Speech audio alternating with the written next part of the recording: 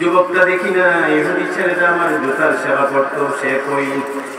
লোকেরা কয় রাসূলুল্লাহ শুনছি ছেলে বড় অসুস্থ, জোর। নবীজি বলেন যে আমার জুতার খেদমত করতো, চল রে, আমি তারে না দেখা পারবো না, তারে দেখতে যাবো। জোরে বলে সুবহানাল্লাহ।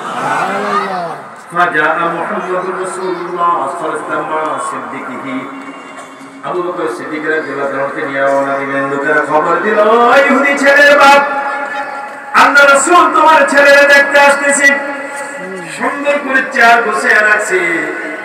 কিন্তু নবীজি ফাজাবা সাদা ফারাসিহি, চেয়ারে বসলেন না। যুবকটা যে বিছানায় জোরে কাতরাইতেছে। ইহুদি কি? নবীজি বসলেন আলা ফারাসিহি, তার বিছানার মধ্যে।